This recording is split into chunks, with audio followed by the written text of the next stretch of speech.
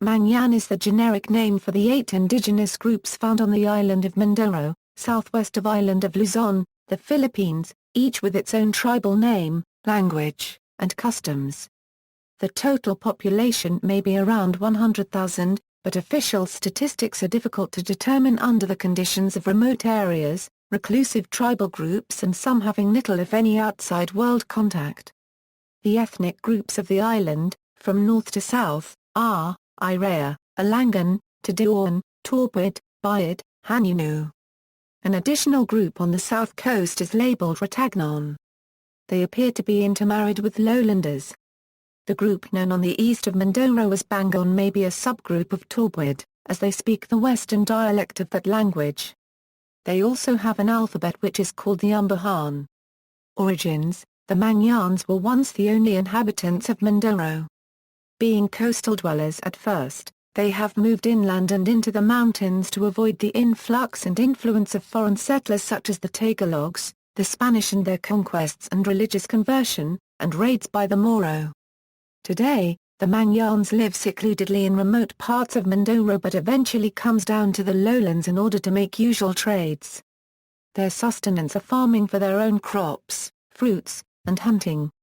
A certain group of Mangyans living in southern Mindoro call themselves as Hanunoo Mangyans, meaning a Euro a true Euro, a Euro e pure Euro or a Euro e genuine, a Euro a term that they use to stress the fact that they are strict in the sense of ancestral preservation of tradition and practices.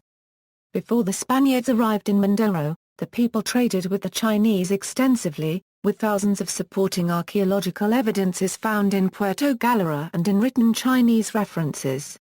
A division was created among the people of Mindoro when the Spaniards came. There were the Iraya Mangyans, who isolated themselves from the culture of the Spaniards, and the lowland Christians who submitted themselves to a new belief system. These two groups only interacted for economic matters through trading forest goods from the Mangyan and consumer goods for the lowlanders. Despite being grouped as one tribe, Mangyans differ in many ways.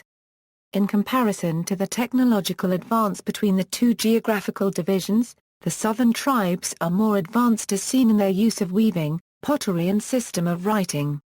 The northern tribes, on the other hand, are simpler in their way of living. Their language, just like the whole Philippines, come from the Austronesian language family. However, even if they are defined as one ethnic group, the tribes use different languages. On the average, they only share 40% of their vocabulary words on their mutual languages. The tribes have also varied physical and ethnogenetic appearances. Iraya has verdoid features. Tadyawan are mainly Mongoloid. And the Hanunoo looks like a Proto-Malayan.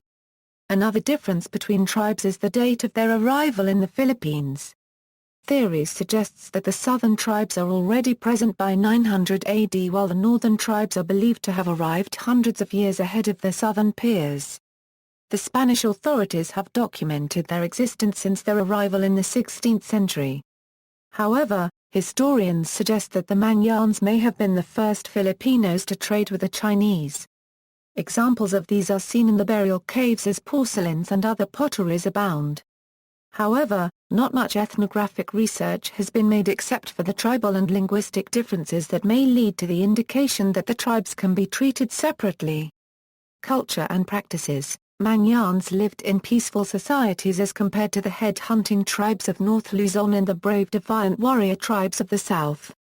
Social scientists theorized that some societies become peaceful because their system of norms and values reward peaceful behavior but disapprove aggressive and impulsive behaviors. Peaceful societies are characterized by egalitarian social organization without status competition between men and without asymmetric relationship between men and women. Another theory posited that populations adapt, therefore, offering a more logical explanation why Mangyans preferred to retreat in the hinterlands.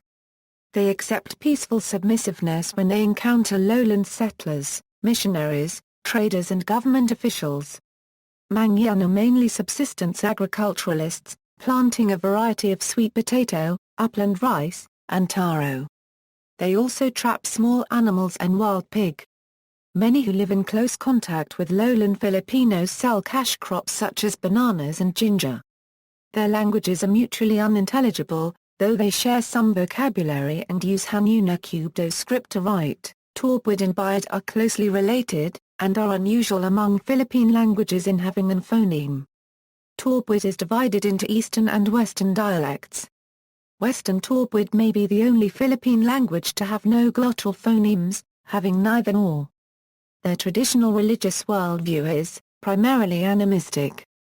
Around 10% have embraced Christianity, both Roman Catholicism and Evangelical Protestantism. Artifacts. The indigenous Mangyans offer a myriad of culturally rich artifacts that give insight to their culture and trade. The people living in southern Mindoro during the pre-Hispanic era are exceptional in their weaving, pottery, and system of writing. Their clothing differs from gender to gender. The male generally wears loincloths as covering for the lower body, whereas the female would wear a skirt and a shirt for the top. The terms and materials would differ from tribe to tribe, but the exceptional designs would come from the Hanunoos. Their textiles are dyed in indigo blue and has an embroidery design called pactos at the back and can also be found on their woven bags. Their system of writing, called Surat Mangyan, is a pre-Hispanic syllabic system and is believed to be of Indic origin. It is still practiced today and is still being taught in different Mangyan schools of Oriental Mindoro.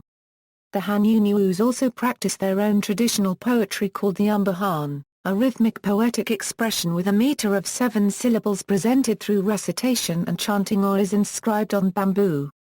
References. External links: Mangyan Heritage Center, The Legend of the White Mangyans Euro Lands, Eyewitness, Ang Alamat NG Putting Mangyan Euro January 29, 2008, Media related to Mangyan people at Wikimedia Commons.